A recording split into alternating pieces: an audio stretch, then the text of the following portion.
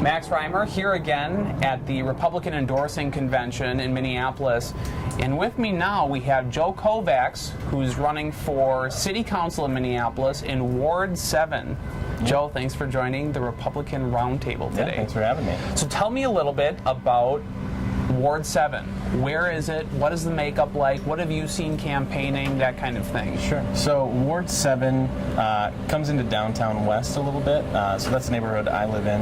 And then it goes down into Lake of the Isles and then over into Cedar Lake. Okay. A lot of houses, but there's also a lot of renters. So there's a good mix. The demographic makeup, I think the largest portion of people are between the ages of 25 and 34. Oh, wow. Yeah. It's a pretty young population. Yeah, pretty young. And I think that's pretty much standard for all of the rest of Minneapolis as well. Yep. So it is a pretty young city. So with a city that young and that transient, we talked a little bit about it with Bruce, our last guest. How do you effectively campaign in a ward like that? Yeah, that's a great question. I think you got to get out and hit the houses first. Get a good base and a good grassroots. You got to knock on doors.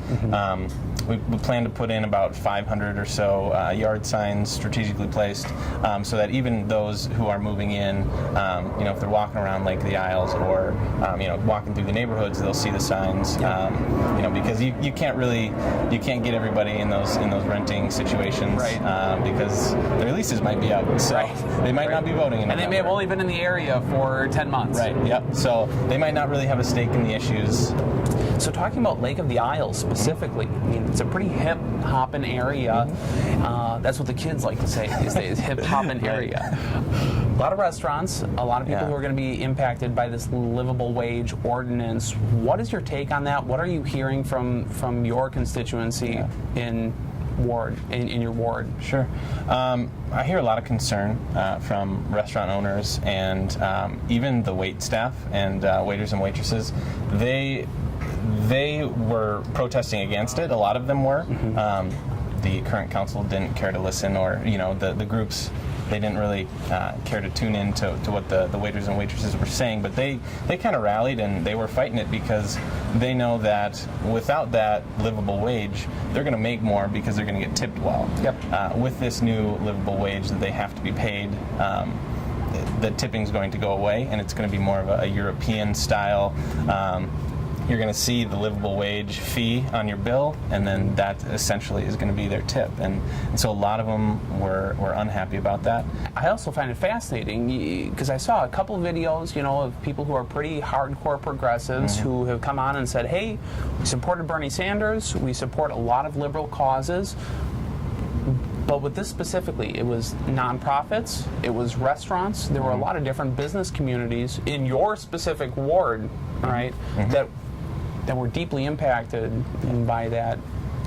And your opponent, we talked a little bit about your opponent before we hopped on the camera today, has a war chest.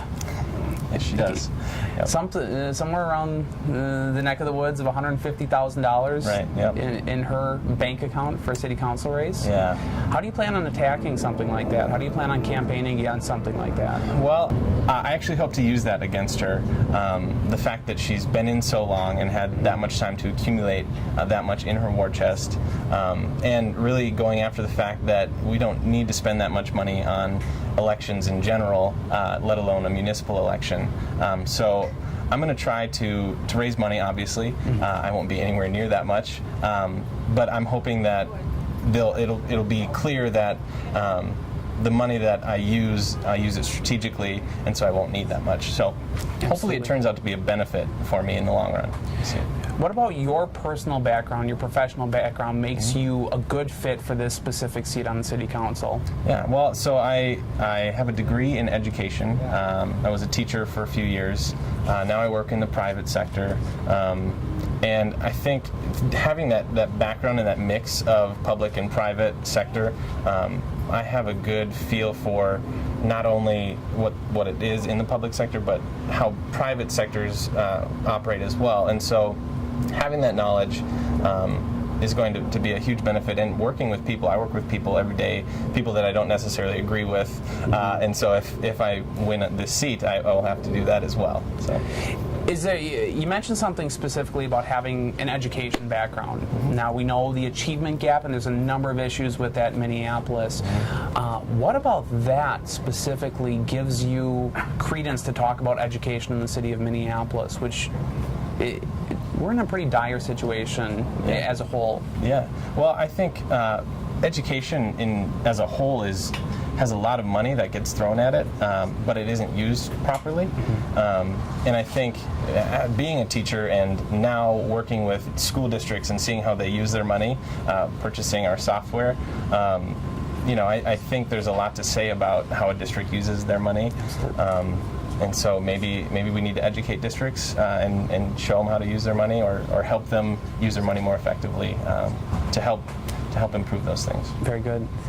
And Joel, I'll give you the floor for just these last few seconds of this interaction. We have a lot of conservative and Republican voters who watch and support candidates and donate and that kind of thing. What can you tell us about your candidacy? Why do you believe you're the best man for the job? What are you looking forward to in November? I would say I'm a hard worker. I want to get out and actually help people and affect change. I believe that the best way to serve others is to be a servant leader. So I think it gives me a unique opportunity to meet with the people of the city and work with them and figure out what they're going through and struggle, because I'm a very empathetic person, and so when I meet with these people, I'm going to want to help them and do it in a way that is beneficial for everybody. I think it is going to be a hard run, a conservative in Minneapolis, but I think there's a voice for conservatives, and I think it needs to be heard, and I don't think it is right now. So very good. That's what I'm trying to do. Great. Joe Kovacs, running for Minneapolis City Council in Ward 7. Joe, thanks so much for joining us on the Republican Roundtable. Thanks for having me.